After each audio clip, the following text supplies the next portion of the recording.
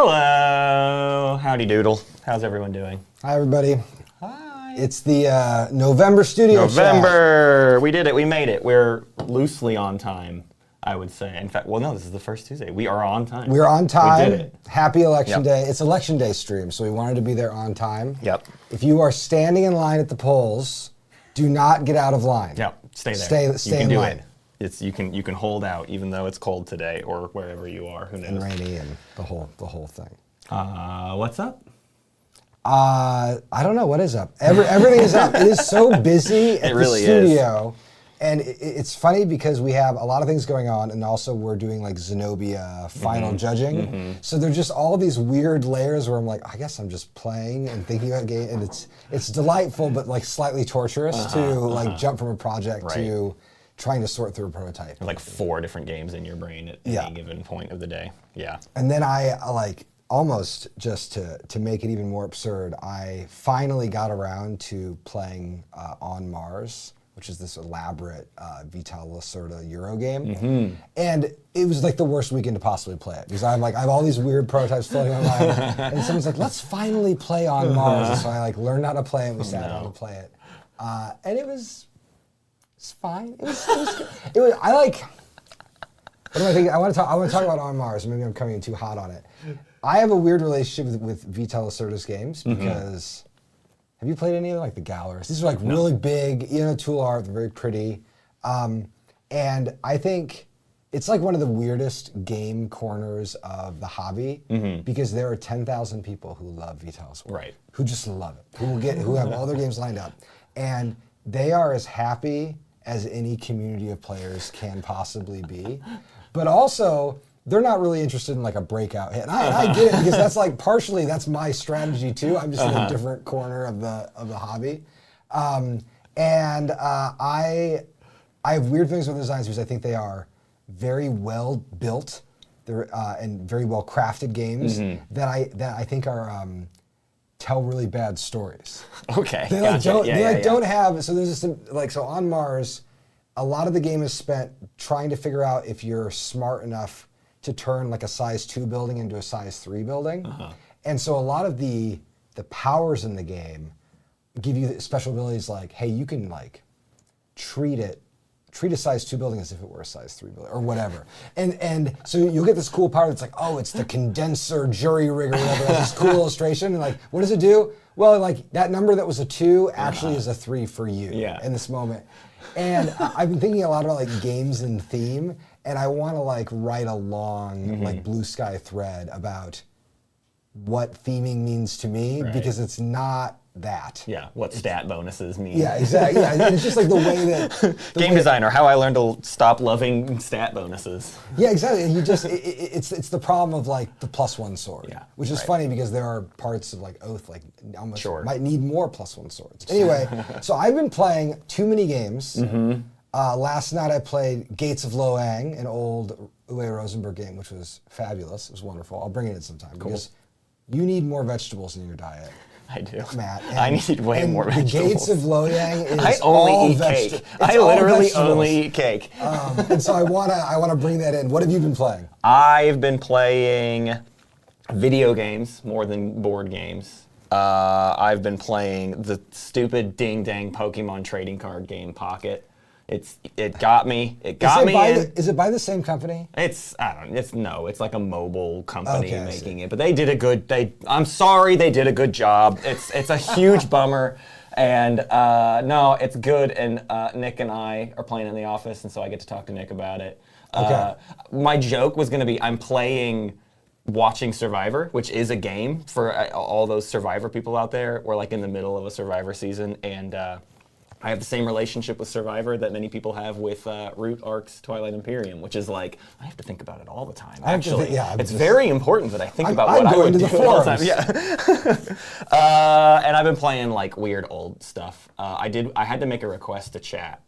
I am working my way through playing for like at least a minute every single game on the Sega Genesis. I'm just trying to play Sega Just like Genesis once. games. Just like see if it hooks me even slightly, and then it gets like added to a list where I'll play it for like 5 minutes later, and then if it surpasses the 5 minutes, we like come back to it again. Okay, very But good. I need people's favorite Genesis games, and you don't get to say Sonic. I don't care. Like Okay, I know that I'm supposed to play Sonic. Thanks. So is there a game? So I have 2 Genesis games. Great. I don't think either one of them is a recommendation, but I'm just going to say that. Is there a Genesis game called Zool? Yeah, Zoop or Zool. I think it's ZOOL. Ooh, maybe I don't know. There is a full page ad in a video game magazine, I think for this game, which I will find this ad because I loved this ad so much. And it's like a pair of like spooky eyes. It's not an elaborate ad, but I was obsessed with it and wanted to buy a Genesis because of that. And then the other one is, is it like Balls or something? Your character is like made. What are you talking about? Balls? I don't know. Of balls. I wanted it in a Lunchable.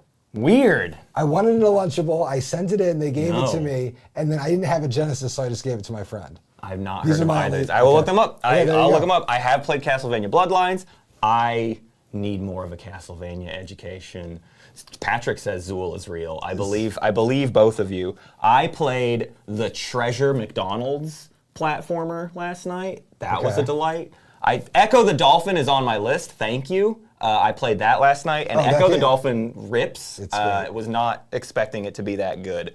Outside of that, Balls 3D. Sorry. okay, Balls 3D. There you No, go. I don't know it. Okay, That's there you fine. But yeah, and then I've been playing like Donkey Kong Country and Astrobot. That's all my things. I've been playing a bunch of video games recently, and then sadly, like no board games. Okay. I've been trying to finish an ARCS campaign, and our group can't get together. Have do you that done? I had a friend. It's not a family appropriate. Like that. I had a friend who would use substances and fill his house with unrelated smoke, and was often playing Phantasy Star on a projector when I would come visit him and listening to prog rock as loud as possible. That rules. And it does rule. And I remember thinking, like, my life took me on a different path. Yeah. But this isn't a You could have bad been path. that. Yeah, you This could isn't a have bad been that. path. Yeah, I gotta try out the Genesis like JRPGs. I'm not like a big JRPG person, but I'm definitely excited to do what's it called? Something 2. The main one. There's like 3 main JRPGs. Oh, there's like Shining Force. Shining Force 2 is really, is the one really that looks incredible. real. That looks real cool. So I'll get to that eventually. But yeah, I don't know. Have you been playing any video games? I'm curious. I have been playing. I'm very excited for the impending release of Caves of Cud. So I've been just playing Caves of Cud on my Steam Deck, and it's incredible. Yeah. I would never have guessed a game that uses so many keyboard buttons. That's the joy of a Steam Deck. Steam Deck. Is weird button customizations where you turn it into like its own little behemoth. And then my children are playing Paper Mario: Thousand Year Door. Oh, cool. Which has been really fun. I think my son Auden came up to me and said, I didn't know this was going to be mostly a puzzle game. And I was like, yeah, but do you kind of like puzzles? And he's like, yeah, I kind of like it. But I can tell you, he was sorting through those feelings. Having weird Mario dissonance. And then Katie and I are playing Curse of the Golden Idol. Oh, nice. And Case of the Golden Idol. Sorry, Case of the Golden That Idol. Great. Yeah. Couch co-op. Would have never. Oh, sure. Yeah, like, I had never, like, I'd experienced it as like a solo thing, but I had never like done it with someone. I'm like, oh, we're having a great time. Yeah, the new one. The new one comes out like this month. Oh I yeah, think, something like that. Get pumped. So, and then I have an election day tradition, which is myself and my friends who play Dota together. We have a ranked Dota team where when you have ranked Dota teams, you can upload all of these images to be like banners and whatever. And what we do is we just, all of the political campaigns that we like, we just take all of their marketing images. And so we've got like big, like Hillary Clinton H banners and everything. And you go canvas in the world of, yes, of and Dota. then we start playing ranked games of Dota when the polls close, and everybody gets really tilted when they see the stuff. If they agree or disagree, it doesn't matter. Yeah. Because if you see someone that you anxiety. recognize, you're like, oh, I really want to like talk to you, a fellow traveler, about the election, That's so or I want to be funny. mad at it. And we're just playing Dota. Wow. And then it's like we go into a very gamer space to cope with the election results. So that's what I'm doing tonight. That's the Good immediate distraction. thing that I'm playing. Very fun. Well, should we talk about the studio? We should talk about the What's going studio. on? Studio is busy. Cooking. It is. I have never, and I mean this in the best way. I have never been less aware of everything the studio is doing. Yeah. Like I was trying to coordinate a playtest with someone, and they're like, I can't because I'm in like the 4 root other game. meetings. Yeah. Or I'm in a meeting, and I'm like, I didn't even know. Yeah. There was a root game. That there was a root game that was being played, and it's wonderful. So maybe we'll like start by zooming out, talk about a little bit of everything, and then we can kind of go into in each time. thing. So first, obviously, we are running a root Kickstarter right now. In the middle of it. And it's going great. There's an amazing AMA this morning. If you want to see the new factions played, you're on Twitch, so you probably already have seen them played. Yep. We've already got you, but tell your friends. We have PMPs dropping. The Kickstarter has been so active. It's been a wonderful show. Very happy with where the Root Kickstarter is. And actually, we're not going to talk any more about Root. Yeah. You've had a lot of it the last 2 weeks. You're going to have more of it on Thursday. You're going to have more of it everywhere. Right. This one is about a bunch of other stuff. Yeah, Root is set up on the table in front of us, but we it's will really not, funny. we I will keep not be tinkering with panning pieces, down the nipples. cameras because you don't need to see it. Yeah. Then, in the background, we have Ahoy in production. We've got some exciting ARC stuff to talk about. Yep. Oath is deep in production development right now. Lots of Oath things to talk about. There are a few newer projects that we're just kind of noodling on. And then the studio is also preparing for PAX Unplugged. That's right. And all those things are happening like right now. It's a busy rush to the end of the year, all the things that have to get done before the holidays, which is weird to say right now. That like I'm thinking about all of the stuff I'm squeezing in before Christmas, but that's what it is. And we're like coming up on your 1 year. That's true. That's true. January marks me being here for a year. Yeah. And so you haven't seen like in December. Yeah. The studio does like kind of hibernate for a few weeks, and it's lovely. Yeah. I'll travel back to Arkansas while we hibernate and hopefully not get hit by any more tornadoes. That's the goal. I don't think there's going to be any winter tornadoes, but who knows anymore? No, there were some last night, so if you were in that region, I love you. I hope you're good. It seemed like everybody was all right. But do we want to start with? Let's do Ahoy, because it's the easiest one. Ahoy is being produced. There are some people in this world who are spending a lot of time working on Ahoy, but it's no one at the studio because it's in production. It's in a factory. We had there were some very small production things with Ahoy that we really wanted to get right. So like for instance, we moved factories from the factory that produced base Ahoy to the factory that produces the Ahoy expansion. We have great partners, but we found like a slightly better fit for the Ahoy stuff. And just getting like all the color matching to be right and the dice to feel the same way took a little bit of time. And like the last detail that Nick and Ann were working on with Ahoy was like the degree to which like the dice should be like sparkling. Right. And like getting that pink dye There's like a lot of dice real popping. Yeah. It was funny because on like literally the exact same time I was doing that same thing with the Malias prototypes. And so after work I was talking to Ann and being like, yeah, like you put a metal filament. We were like really trying to get in the weeds about like, I want the dice to like really shine. It's in production. It will probably be fulfilling Q1. Right. It's all underway. And so there's nothing like new to report on Ahoy in particular, except that it's going well. It's like totally out of our hands. Yep. And it feels funny to be doing this Kickstarter where like we have the Ahoy and Oath Kickstarter outstanding, but Ahoy is like dang near at the finish line. I mean, by January we'll like be able to like show you stuff. Probably January, February, something like that. We will here at the studio be able to like look at stuff really closely. But other than that, it's just cooking. It's just cooking, yeah. And we will, when we get the Ahoy manufacturer-proof copy in, we will probably have Ann on the studio stream. And they will take you through all the parts and talk about the production. You can see everything in its final glory. Right. So that's the Ahoy news. For little projects, I just want to note that like the studio, while these things are happening, Patrick is working on a really cool co-op. He had another little project that he just snuck up on me out of nowhere the other day, which I'm very excited to play. But won't be able to play it for a day or a week or so. And then Nick is working on stuff, and those are just in the future things, nothing to report there, but like the fact that we have, when I go upstairs, there's games set up on the table that I'm like, oh yeah, I haven't played this in a few weeks, I wonder how it's. Right, yeah, I played a little Swarm just the other day. Oh, yeah. Swarm's going through big sweeping changes, just trying new stuff. It's in that phase. That's the whole thing. Yeah, it's a phase of just like, I don't know, could it be this? Let's try. Let's see what this is. And it's like fun. The most powerful, like when you've got an idea and you're like, yeah, I don't even know the genre of game it's in yet. And that's the exciting place to be. Right.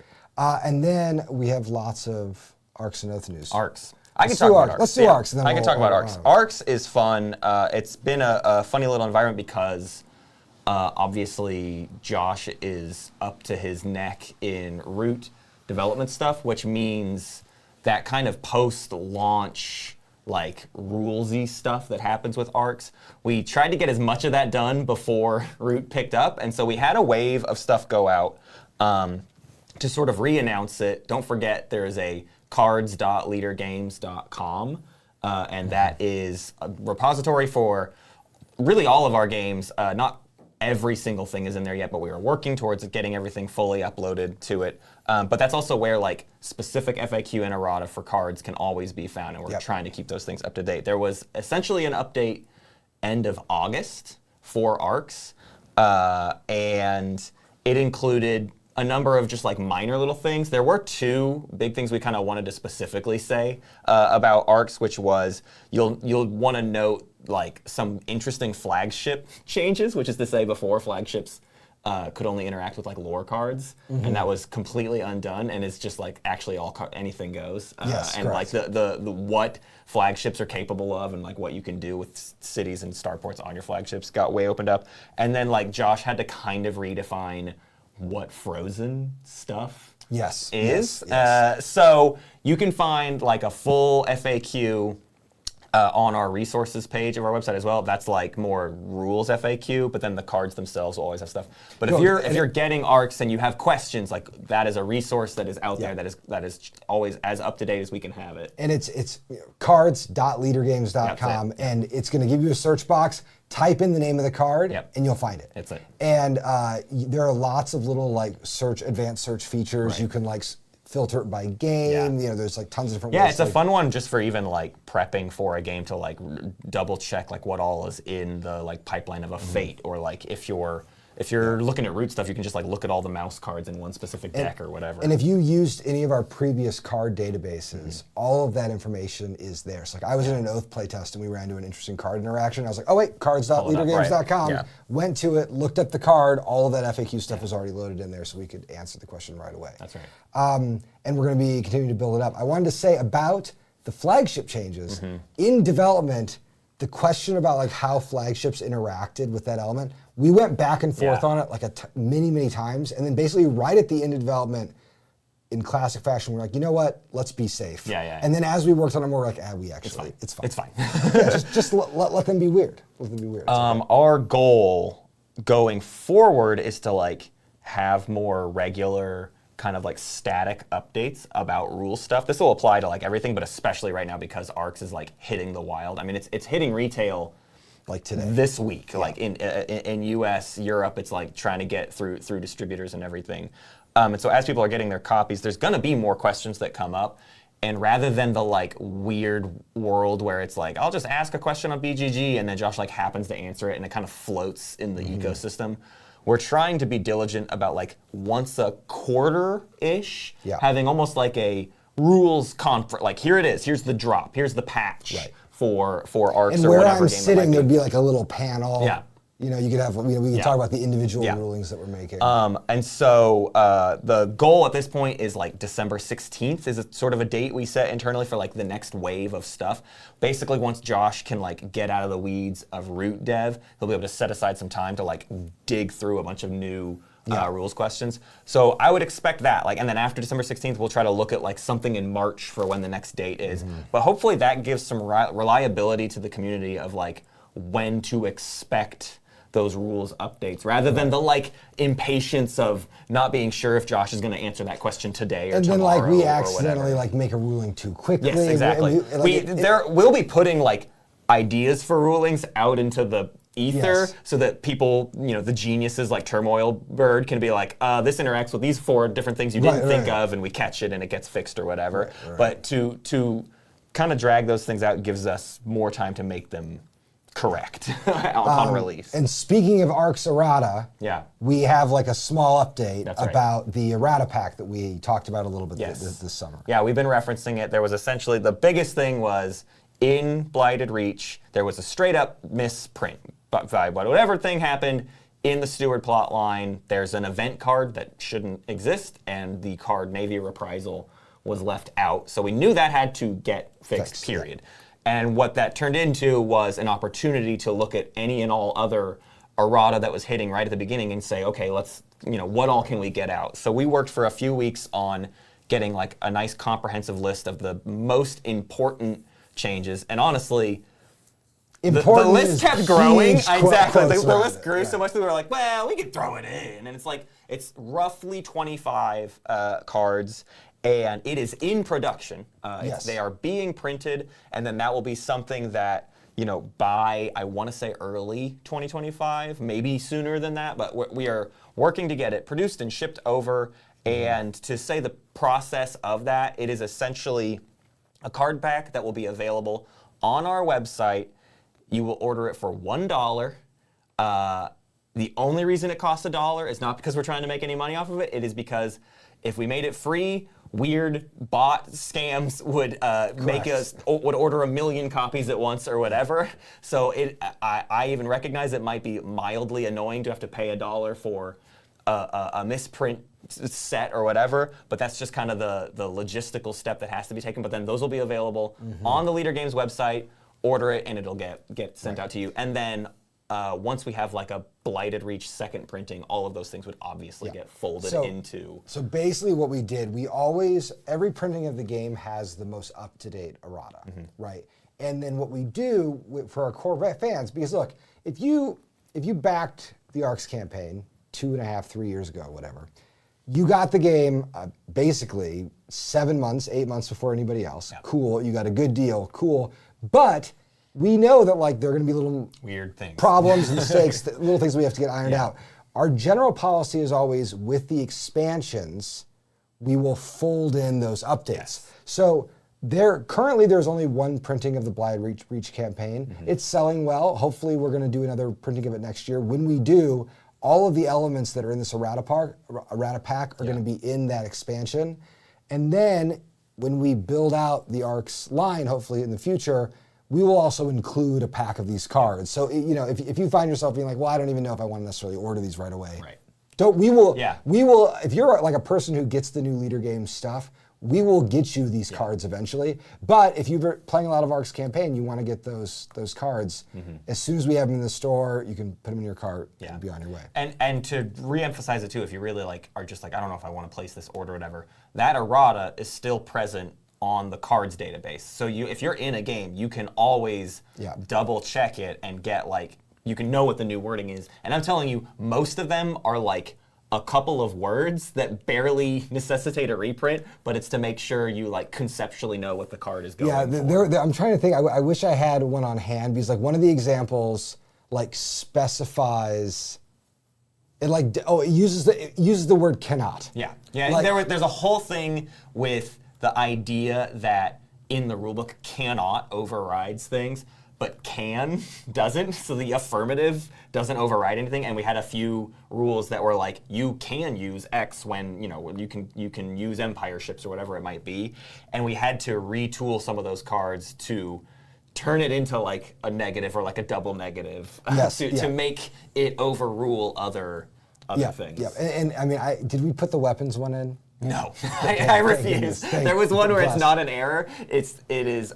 They're called weapon resources, not weapons resources. And on one card we wrote weapons. Yeah, we did not fix that because. Oh well. Well, I mean, and I hesitate. I feign to bring it up, but it's because that is the level that we are correcting with the errata pack. Right. Really, there is one card that you. There's exactly one card. There's exactly one card that really matters. There's 3 or 4 where there's a nice clarification added, and then the rest of them are weird rules lawyering, just keeping it up to. The other thing I'll note about it is exclusively poker-sized cards. It was a whole different thing to try to level that up into tarot cards. So, notably, there are 2 leaders cards that have had some errata, but those will not be in this pack. Those are also not. This errata pack is technically the Blighted Reach errata pack, so all the cards getting updated fall under that banner. Yes. Yeah. Anything that's base game or Leaders in Lore, those things will get folded into future printings of base game and Leaders in Lore, because those we expect to print with more frequency than Blighted Reach. Yeah, and then, so is there anything else about the errata The only other thing is people have been asking, Cole, public dev kit for ARCs. So we have a proud tradition at the company of releasing our graphic design assets that Megan and Betty work so hard on and just putting them just off to the public. And so like there's a public oath kit, which is a lot of fun because you can build your own oath cards.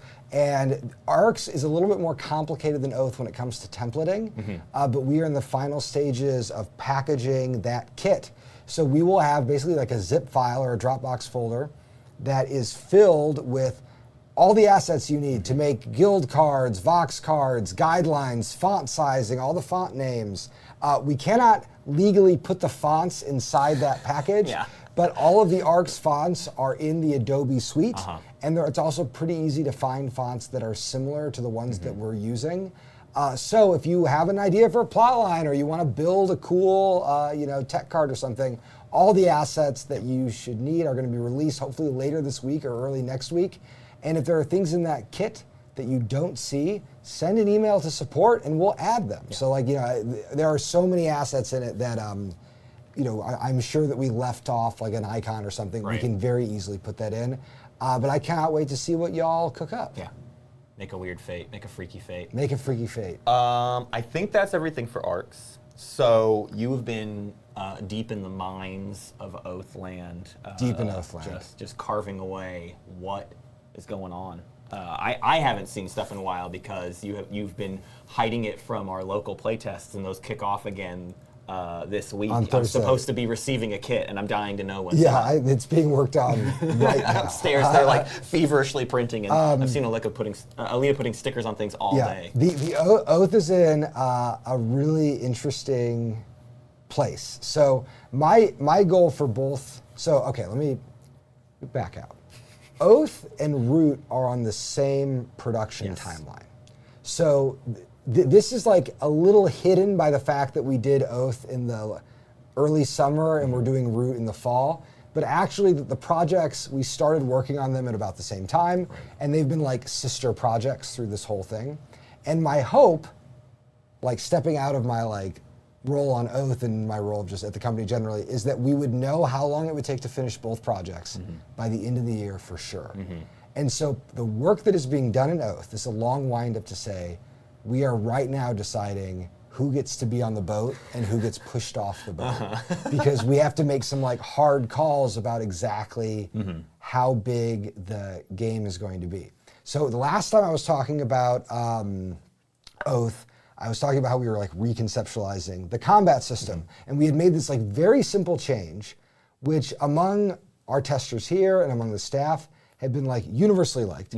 And as we have even gone into our testing discourse, I think people have responded to it pretty well. And so I'm pretty happy with it, which is just, all it does is it changes the order of the combat phases so that the attacker does not know if they're going to win the battle when the defense dice are rolled. So you have to you have to commit first, and then you roll the dice. And it actually like forces players to think about how Oath's combat works, and by making Oath's combat like 2% more complex, it has made it a lot easier for players to like understand what they're really doing. It's a very weird instance of, I think when people talk about complexity in games, they think they're talking about like a raw quantity, like the amount of complexity in that pile.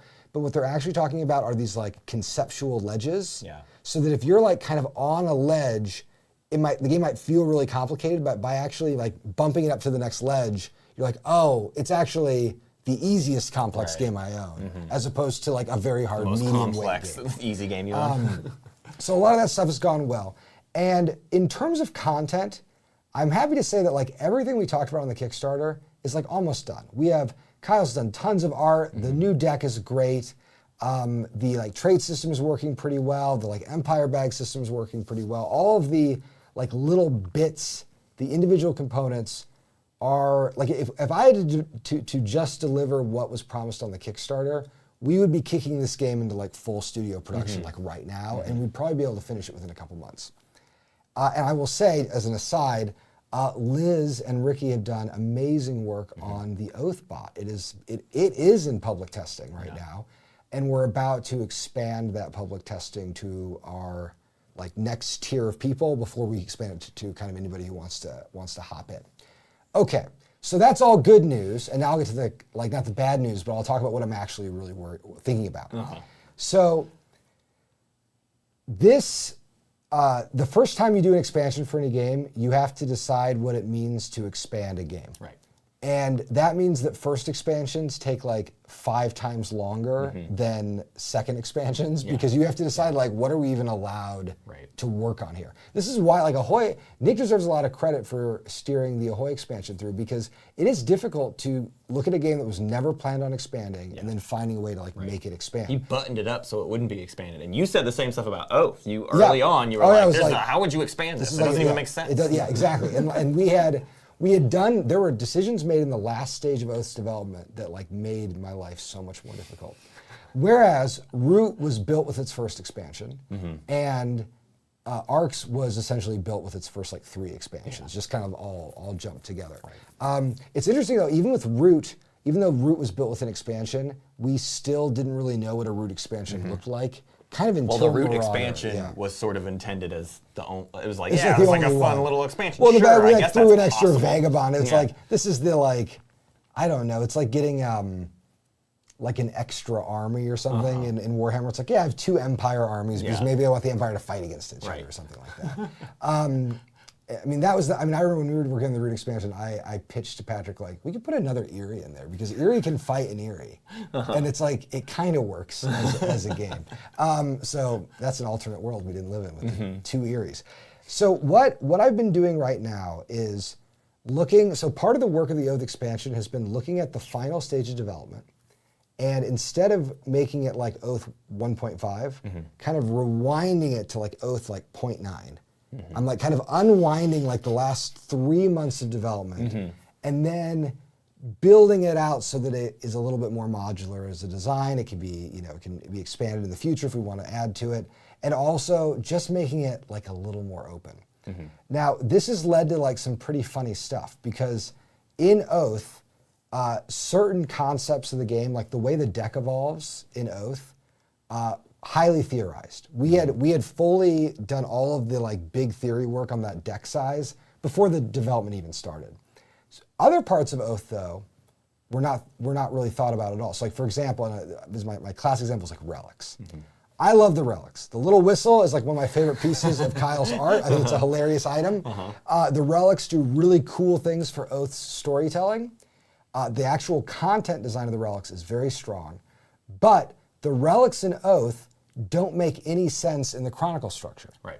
And in fact, there are a lot of things associated with sites like bandits that like, these are things that we kind of added in because we needed them for the game to work, but they weren't actually built into the core like structure of the game. So what I've been trying to do, basically the 3 things that never fit fully in Oath's like conceptual imagination are sites, relics, and ruins and edifices. All of those things were just kind of added on. They were added on for specific reasons, but now that I am like really in the belly of Oath, I can. What I'm realizing is I'm like, oh, I can finally like explain. This is how relics happen. This is how sites happen. So I'll take. I mean, I can talk about this stuff all day, and I will later, but. But for now, as an example, I want to talk about edifices and ruins. That's my little spotlight. So the people wanted more edifices. One of the most requested features for the new Oath expansion was, I love the edifices. Could I have like more of them? The problem is the edifice system says at the end of the game, the Chancellor looks at the cards they rule, and they can promote denizens by adding the matching edifice. But if we had 3 edifices for every card, now when you get to that step as Chancellor, you're like getting this big brick of edifices. You're sorting through it. You're like, oh, I kind of want this one or I want that one. And also, as the edifices fall into ruin, the board gets clogged with cards that you can't use. So the edifice system works. It exists to give games like more of that long-term storytelling, but it also can't expand forever. It like clogs up the game. Many of the ruin powers in Oath are kind of boring. So like, and the most boring one is the Broken Forge, where the ruin power is stop it from being broken. You can just flip it.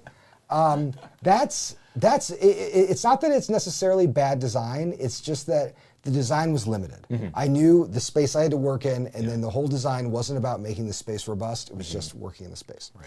So here is the current version of the edifices.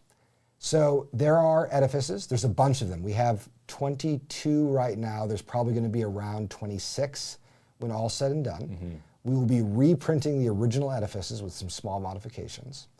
They no longer have ruin sides. They have the same backs as the rest of the denizens. They're mixed in with the deck. They're just cards. You just find them when you find them. When you encounter edifices, when you play them inverted. You play them upside down. And they don't have a power when they're upside down. So the rule of an edifice is edifices are site-only denizens, so you can only play them on sites. And when you play them, you have to play them upside down. They have no effect. The edifices have the locked attribute. They have that chain on them, but it's a purple chain, which indicates that it's only locked if they're in an imperial site. Okay. So if they're played to the Empire, they're going to sit there and be locked. If they're played out in the hinterland and exiles rule them or bandits rule them, people can use the people's favor to destroy them. It's fine. Now, during the govern phase, which is this part of setup where the chancellor gets to make decisions, one of the main things they can do is those inverted cards, those unbuilt edifices, they can build them. And what this means is in the middle of the game, the chancellor will be searching a deck and be like, oh, the towering wall. This card is really good. I want to build this card.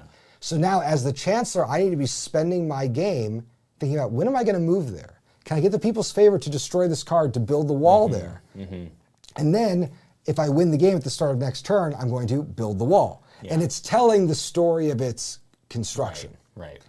And then on the other side, the thing about built edifices, so all of this is great, talk about the build, but what about the ruin side? The thing that edifices do is they're still sticky. So if you build an edifice, so you build the towering wall in the valley. So you built the towering wall in the valley. If the valley is not ruled by the game's winner, if that site gets lost, that towering wall gets stuck to the site. So now the next time the valley comes up, towering wall's still there. Now, because when it gets discovered, it's not going to be ruled by anybody. It's going to have that chain. It's not going to have that locked characteristic. So essentially, it works like a ruin or like a fragment in that view. And then, so that's like how the edifices work. Now, in some, this is fewer rules. It is so much more responsive to play. Because now when I talk about wanting players to like care about how the world is built, if you're in exile and you find like you draw an edifice that's really scary, you're like, I might want to keep this as a face down card just to make sure it's not in there. And then you're like walking around with this secret. The other thing it's allowed us to do is start to think about how relics work. So I'm taking, chat, you're going like right to the bleeding edge here, okay? So one thing I was thinking about was the notion that like, let's say you have a site with a bunch of edifices on it and it gets lost. Well, that site should be like extra dangerous, extra interesting. It should feel like a ruined, scary place. And so what we're exploring right now is basically changing how relics work within the game so they make sense. So the first thing that would happen is we'll have to add more relics. And we have about 10 that we're gonna add to the deck, maybe a little bit more. And the second thing is we are in this big reconceptualization of sites and how they work, and it's forcing us to think about how we want a site to tell a story. And so the core structure of this is when sites are lost. So when sites are lost, which is to say if they're not, at the end of the game, if they're not won by if they're not ruled by the winner, that is gonna generate relics at the site. And it generates relics based on the amount of stuff there. Edifices are generating relics, and denizens are generating relics. Weird. And now the way it works is these relics don't take up a slot. they're not an arbitrary. They're not just like assigned to and the site a site can have like 0 to 3 relics, or maybe 0 to 4. And when you discover a site, you're like, oh, this site has 4 relics on it. Why does it have 4 relics? Well, there used to be a lot of denizens who lived there, and they were gone. And now it's got all these relics. And the critical thing is the amount of relics at a site determines how many bandits are there. So the sites that have like a ton of relics are like little independent states. And yes, this means we have to like slightly tweak the way Bandit Crown and Bandit Chief work, right? There's like all these little adjustments that kind of need to be made. And then this allows us to, so there are 2 follow-on effects. One of them is it allows us to rework the recovery step to make it a little bit more like Magic Realm, a little bit more like you're exploring something. So now the way recovery works is you don't just get to peek at relics at your site. I've always hated that rule. Right.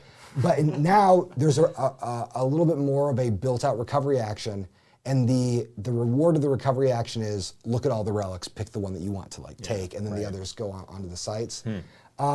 The other thing is that we can finally get rid of the reliquary. And in this conception of I've been trying to kill the reliquary all year, and I'm so happy that it's on death's door right now. So the new conception of the reliquary is any relics. So the Chancellor at the end of every game can stash relics at cradle sites.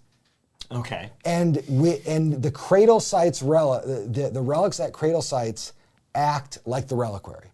So they're like a place where he can, yeah, so, and then they're on board. So if you want to go steal from the reliquary, you can. The reliquary are the relics at cradle sites. And there's a bunch of like little elements that we're working on about like how the recoveries work. And if you rule a site, it's easier to recover relics there, but it still has some challenges to it. So we are like sorting through this, but guess what? This requires more relics. It requires us to think more about like the UI of the game. But this is sort of the last major core system thing that we have to tackle before we start our like long, big content pass. But that's what's been going on in Oathland. So it's exciting. We have, I mean, it's so funny that I've gotten this far without mentioning this. We started external oath testing. Which it's crazy to think that like, we're 3 weeks into our external oath testing right now. The internal oath testing is about to ramp up. My hope is that we will widen oath testing to include a publicly available kit. What we did with ARCs, I think we'll probably do what we did with ARCs, which is anybody on the Woodland Warriors who wants to play the bleeding edge version of Oath, you're good. We will make that possible. I would like that to be possible before the end of the year. And then we will still keep our testing Discord kind of invitation only, because I don't want to overwhelm it. And there's already plenty of conversation that is going on there. But that's the picture of where Oath is right now. It's exciting. I'm really happy to be able to like stitch all these things together. There are lots of like product, physical ergonomic things that are still being sorted out, but it's all in progress. I mean, I spent right before this live stream, I was working with our graphic designer, Megan, on like very specific card layout things. So when people actually do get to see the kit in a few weeks, I think it's gonna surprise them how pretty it is. Because because usually we don't start graphics until all that stuff's done, but because we have bandwidth, we've been able to start it right now. Is this supposed to be bad news? The bad news is that the bad news is there's so much stuff. Well, there's so It'll much take work more to time. do. Yes. I mean, is the big thing. It's and taking we don't time. like the thing that we're like sorting through, and that is the big thing that it's the logistical puzzle that has to be sorted by the end of the year, is figuring out when we're going to be able to be done with the game. And right now, I just want to underline, both Root and Oath are broadly like on schedule. But we have already started tapping into our like well of extra time. And now we have a sense of what the full scope of everything is. Root and Oath were always a little bit in just kind of a foot race. Whether they were on or off schedule didn't matter. They were also just racing each other to see who would get thrown into production first basically. And we're still racing. We're still racing. My bets are now going on Root. Like it feels like Root's is gonna get there first, because Oath's got a little bit more. Well, and Root is funny because like right now the frogs are feeling very close. And so now that they're close, like you just kind of shut that door and move to the next thing. The problem with Oath is we fix one little thing and then something else breaks, so it's very, we're in that ARCs thing. Someone asked the question about, like, does the game start without relics then, which is a great question. So there will be 2 ways of building your there are going to be instructions for generating chronicles, which was something that Oath should have had and didn't. Like, how do you start a chronicle from scratch? There will be a pre-built site deck that if you want your site deck in Oath to feel like the original Oath site deck, there will be like a card list with modifications that will basically let the new site system get within like 90% accuracy of the old Oath deck. In addition, we will have a site generator kind of tool, which is going to have tables and dice that you can use to sort of like randomly generate a world. Basically, all the sites in the game are going to have 1 or 2 relics on them at the start of the game. And then if players are greedy, if the relics get lost, that number can kind of ebb and flow with how the players go. But big stable empires are not going to generate very many relics. That's just how they work. When they fall, they'll generate. They have all their relics. Yeah, then they'll generate that. They're doing a good job. That's funny. Yeah, I feel like the biggest lesson I learned about Oath when starting here was how willy-nilly y'all just throw things around. It's like, we got to run a test of Oath. Yeah, shuffle the deck up a little bit and throw it out there. It's like, I think myself and like other fans were very precious about like, where's the equal, this needs to get folded in. And the first time I was like setting up an Oath thing for a local playtest night, you were like, oh, just shuffle them up and deal the cards. And I was like, you can, they're all going to need tested eventually. They're all going to need tested eventually. Yeah, when we were doing Oath testing in the TTS kit during the pandemic, we had all the cards in like a pile, and we would just if we had seen a card a lot, I would throw it in the like, this card's fine. Yeah. And we would just slowly like cycle things in. We will get there eventually with Oath, not there yet. Yeah, that's funny. Well, dang, that's a lot. That's a lot. We've got a lot going on. Big studio update, and we didn't really talk about Root. Barely talked about Root. And there's plenty coming. Thursday at 2 p.m. Central, we will be showing off the Knaves of the Deepwood finally. So you'll get to see it in action right here. They're going to be playing against some cats and some birds, but we'll have Nick showing off the multi-vagabond Root faction. So come back at the same time on Thursday to watch more of that. And that's kind of it. Go vote. Go vote if you're in America. I will be with Clay and Liz at SD HistCon this weekend. A small, mostly historical gaming convention, but we are going to be running some ARCs, and I'll be talking to some folks about Oath stuff there. In early December, the whole crew is going to be at PAX Unplugged. Everybody's going. We're just going to go nuts there. It's going to be fun. We will be showing. We'll be still trying to like get ARCs in everybody's hands, but we will be showing in person this new Oath stuff, whatever the most updated Root stuff is. We'll have a table where we're kind of demoing that. We'll be showing Ahoy stuff, exactly like what we have in our hands. I don't know yet, but we will be showing some version of the finished Ahoy stuff. Yeah. Ahoy is obviously done, but so we'll be demoing Ahoy and talking about the expansion at PAX. We won't be selling it yet. It's not available quite by then. Right. 2025 will be the big year of Ahoy stuff. Big year of Ahoy. I'm having all these meetings about Gen Con and what to do with a big Leviathan and what that could even mean. Who knows? I'm very excited for that. But that's like a year from now. What? Big Leviathan? Yeah. And then lastly, a small Direwolf update. So people have asked us about the timing of Marauder, and Direwolf has communicated to us that they're hoping in early 2025, the Marauder factions will be available. The hirelings are going to get probably built as a separate thing that will have like all the hirelings. Right, yeah. Made them get the factions out faster, and then they can dedicate time to just like all the hirelings at once, is my understanding. I don't know their released actual schedule for it, but that there is going to be that separation. Yep. Cool. Well, that's it. Thank you all so much for bringing yourselves to this chat. We will have more things to talk about next month. Yeah, well, December, right before we leave for PAX, so the first Tuesday of December, we'll be doing another studio chat. If you think we're harried now, oh my gosh, the day before we all fly out to Philly, it's going to be real wild. Nasty. I'll be a crazy person. I won't be on that stream, but you'll hear me like cackling behind the booth like I always do. So that's it. That's it. All right. Love Thanks, y'all. everybody. Bye. Bye.